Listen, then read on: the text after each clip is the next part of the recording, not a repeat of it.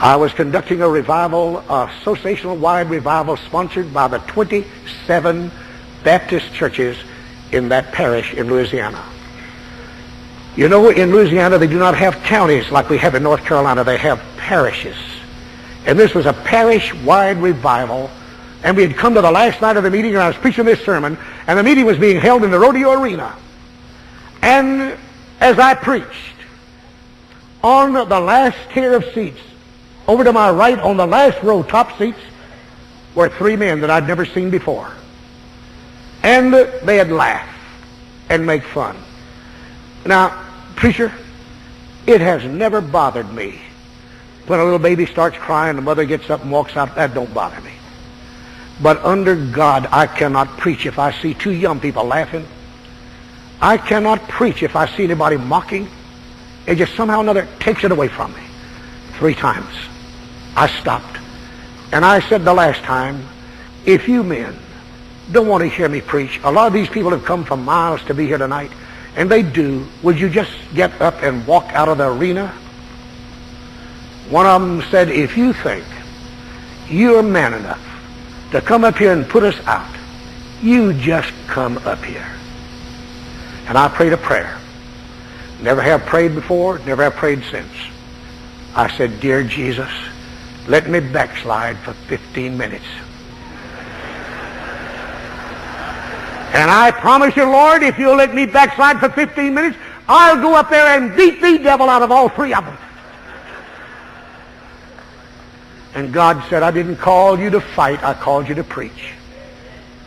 He said, you turn them over to me. And I did.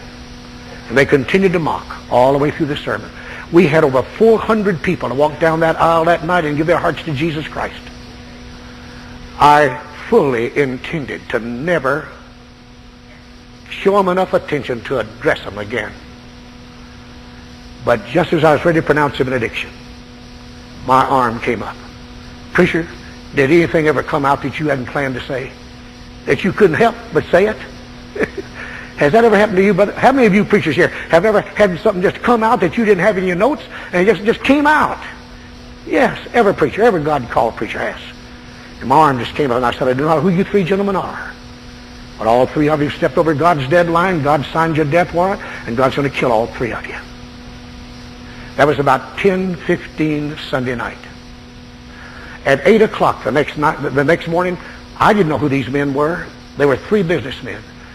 One of them put the key in the door of his office on Main Street in Ringo, Louisiana, and dropped dead.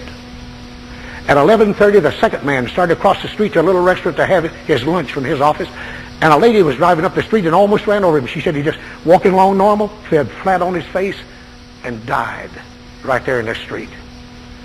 At 5:30 that afternoon, the third man was sitting in his office, and he said to his secretary, my 2 friends are in hell, and before the sun goes down, I'll join them. And pitched out at her feet a corpse. My wife was with me in the revival. We had closed the revival meeting on that Sunday night, and we had driven about 100 miles to a little country church to begin a revival meeting on Monday night.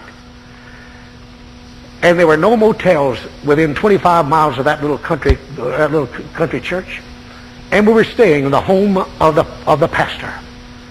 We had preached on Monday night. We had come back to the parsonage. We had had some refreshments, and we had gone to the room that had been assigned to us for our bedroom when I heard the telephone ring. And I heard the preacher, when he answered, he said, no, I'm not going to call him to this telephone. He is so weary and so tired, I'm not going to call him unless it's an emergency. And the party on the other end of the line said, it's an emergency.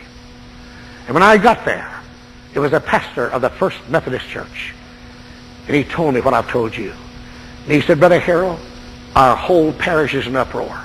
So we had a meeting tonight with a number of the preachers, and we tried to rent the rodeo arena for next Sunday night, but we can't have it. But my auditorium is the largest, and would you come back next Sunday night and preach? I turned around to the pastor, and he gave me the consent to close the meeting on Sunday morning. My wife and I drove back that 100 miles. We left in order that we might get there about 30 minutes before the service to begin that night. When we drove up, there were over 1,500 people in that yard They couldn't get in that building. And they said, the people have been here for over an hour and a half, preacher. Not a person, not another person could get in that auditorium. I got down and started walking down, sliding down the aisle, sidewise, my wife and I. And the man that was in charge said, preacher, don't sit down. Just come on and preach. And before I could open my Bible and read one scripture, 17 men jumped up out of that audience and ran down that aisle just as fast as they could get down there, saying, we want to get saved.